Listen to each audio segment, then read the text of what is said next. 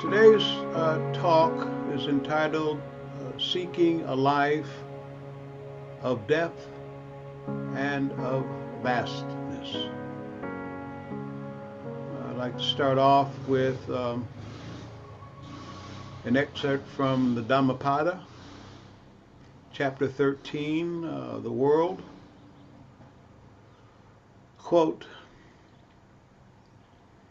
"This world seems heavenly when it really is a trap for fools, a bubble, a mirage. Those who understand this are liberated. A person who used to be lazy and ignorant but now lives heedfully lights up the whole world, just like the moon freed from a cloud. Whoever dispels negative karma through sincere spiritual effort lights up the world indeed. He is the moon coming out from behind the clouds.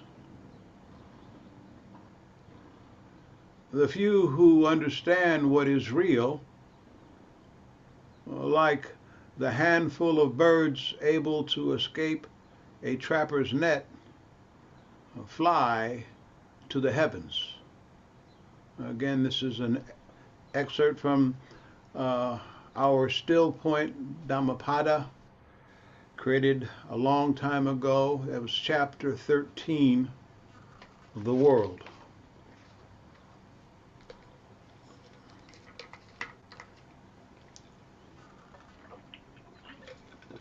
As Joe was hinting hinting at a moment ago with the introduction, many of you already know that I came to this practice, Zen Buddhism, as a path forward out of addiction, out of repeated incarceration, occasional homelessness, and the cycle of sheer madness and desperation that is part of the life of addiction. Fortunately, my mind and my body had grown weary of carrying this burden. Year after year, month after month, day after day. But not to the extent of permanently surrendering the habit of chasing after alcohol, drugs, and the street life. And then came that fateful day of the spring of 2008, when the police knocked at my hotel door and arrested me. Shortly after, I was sentenced to 6 years in prison, state prison, there in California. This time to reflect allowed me to reconnect to a meditation practice, engage in literature study, exercise, and to realign my priorities in such a way that I would never again return to that lifestyle of addiction or being handcuffed and locked away behind the electrified barbed wire fence. I say lifestyle, speaking about addiction, but really it was more so like a walking death. A true example of existence as a hungry ghost. There, but not really there. Alive, but only on the surface. There was only a shallow appetite to remain in a cozy dark corner and numb myself from both uh, what was external and, more importantly, that which is internal.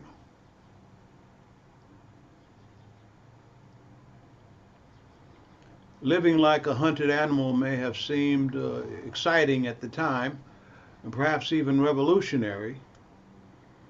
But looking back, I now can clearly see that it was a sticky spider web of delusion.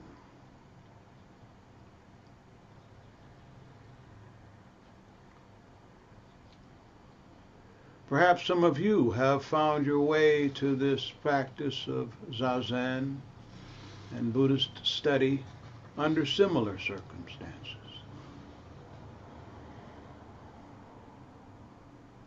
If not drugs and alcohol, perhaps some other sort of cage, confinement, or persistent unhappiness. Some sort of disconnect.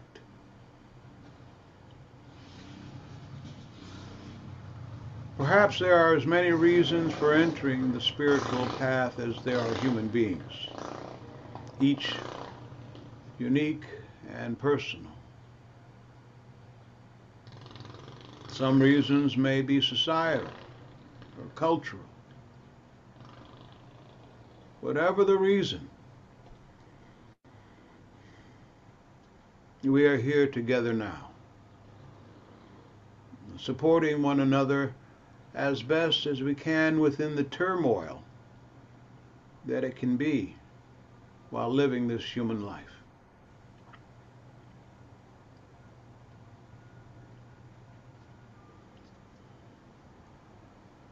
We are seekers, but what is it that we seek?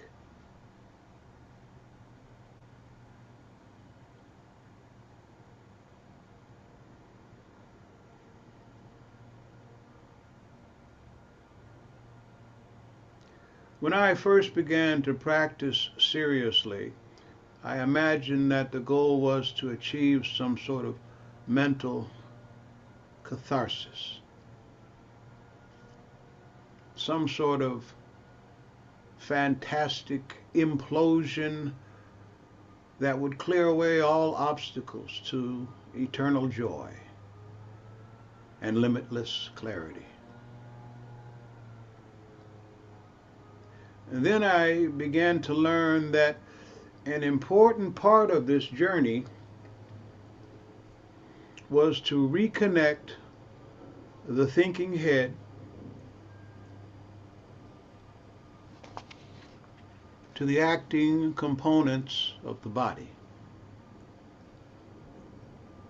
Coming down from the thin branches above, being tossed about by the 8 worldly winds, and settle down into the trunk and roots of being fully present.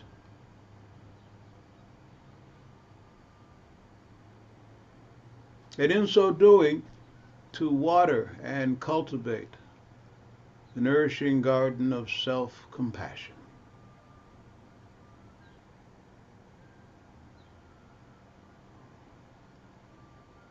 To glimpse the depth and vastness beyond any idea of a separate self disconnected from this precious present moment.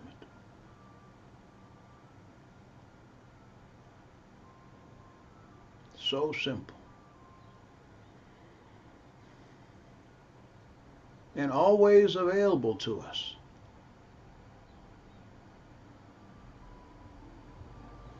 But we need to train ourselves in gentle awareness not to miss this treasure.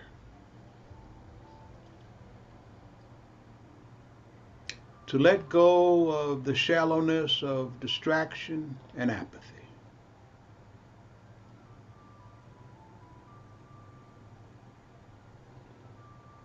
And so we sit together, Zazen.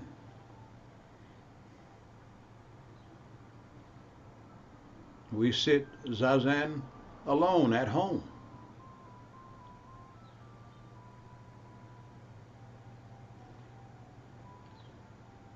In practicing on and off the cushion, we return to our only true home, this imperfect life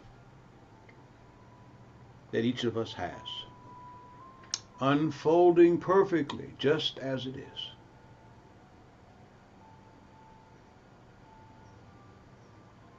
Day after day.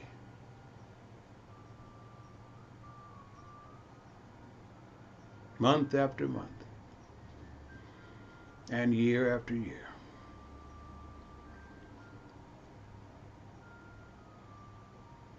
I invite you to remember to practice silent sitting and return to this home that is your precious life.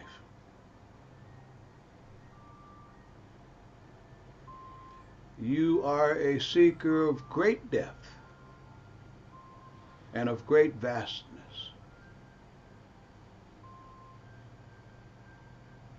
I invite you to enter the dragon's mirror and remember directly who you are and who you have always been. Limitless and free. I'd like to close with another reading. This one from the Sin Sing Ming. You folks may remember, it's one of my favorites. I read from it quite often. Quote, "The great way is embracing and spacious. To live in it is neither easy nor difficult. Those who rely on limited views are fearful and irresolute.